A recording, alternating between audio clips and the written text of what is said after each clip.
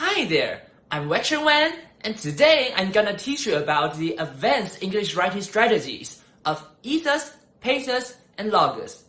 Here we go.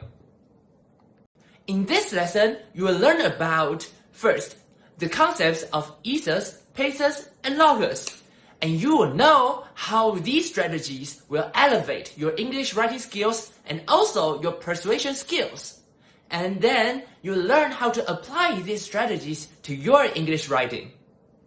And there's another important thing is that before you apply the ethos, pathos, logos strategies into your English writing, you will need to have a clear statement, or we call assertion. First, the assertion is the reason that helps you solidify your arguments. And the second thing is the tips of making a clear, reasonable assertion is to make it logical, reasonable, and comprehensible.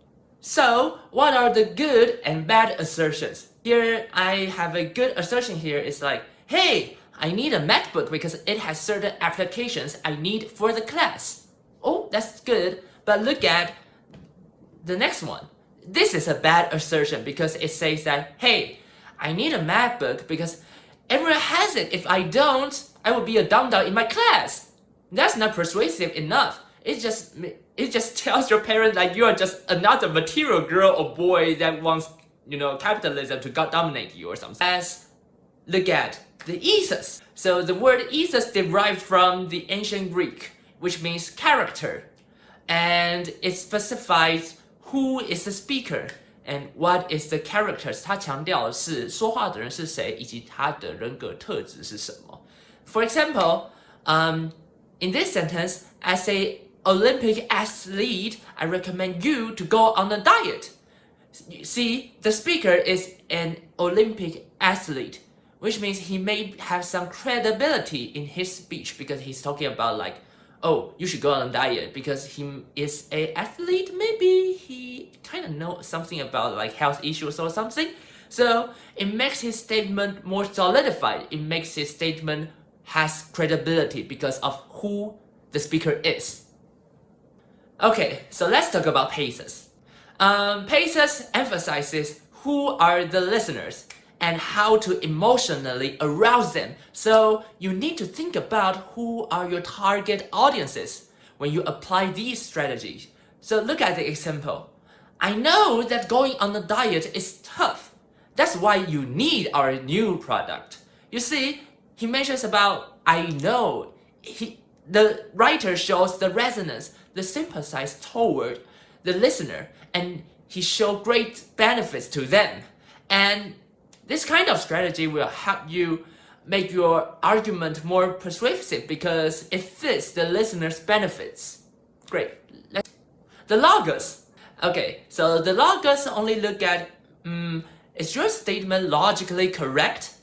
Just look at the example. Let's combine the former two examples together. As an Olympic athlete, I recommend you to go on a diet. I know that going on a diet is tough.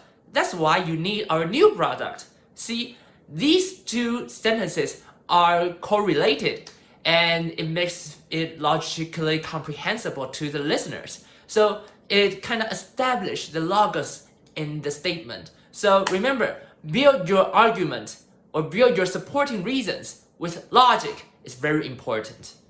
Okay, so now you get the idea. Let's jump into the practice time. Great. So the topic I give you is I need a MacBook. And the target audience is your parents, which means you will need to persuade your parents that, hey, mom or dad, I need a MacBook. And then your assertion, your why is because MacBook has certain applications I need for the class. So first, ethos. Let's build up your credibility to your parents. You can say something like, hey, based on the teacher's acquirement. Wow, the teacher. Oh, it builds up your credibility because like, hey, it's teacher saying. It's the speaker told me that, oh, I need a MacBook. So maybe your parents will say, interesting, your teacher told you that? And then you will need to show your pathos, which means you will need to arouse your parents' emotions. look at this sentence. You make say something like, hey, do you want your kid to get flunked on tests? Like, because we're in the Asia, wow, getting good grades is very important. So if you tell your parents like, hey, if I don't get a MacBook, I might get flunked in the class. That's not very, reasonable for the parents. So the parents will say, interesting, great. I might give you a MacBook, and then you can elaborate. You can extend your statements into a full passage like this, like, hey dad, I need a MacBook based on the following reasons. Okay, so you stated why. Okay, first, according to the teacher's new requirement. Okay, here comes the teachers. Here is your ethos. MacBook has certain applications I need for the class. If I do not have those applications, I will get flunked by the teacher. Oh, so you have the paces as well, because if you do not have the MacBook, you'll get flunked, which means your parents may be mad at us. It's like, oh, my kid will get flunked if I don't give him the MacBook. And then you can have the second supporting reason to make your, supporting reasons more persuasive, like, hey, second, being flunked is unacceptable in our society. We are all born in the Chinese family, so I know how it feels if I get flunked in the test. Having a MacBook is a choice. It's a choice, so your parents can make a choice to prevent your child getting flunked. Okay, so having a MacBook is a choice, and we can avoid the inevitable chaos, which means getting flunked, by making a right decision. Thanks so much for reading this mail. I hope that you can give me your response as soon as possible.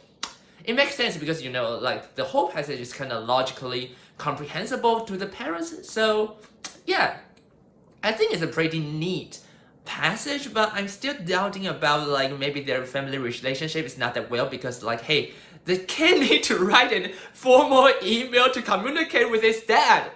Damn, what kind of family like this?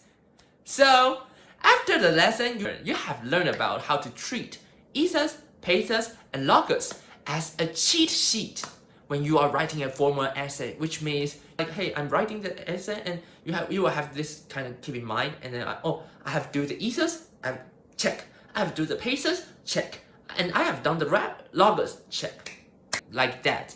And the second thing is, you are now understanding how to persuade other people better by using these strategies so that you can manipulate other people's mind.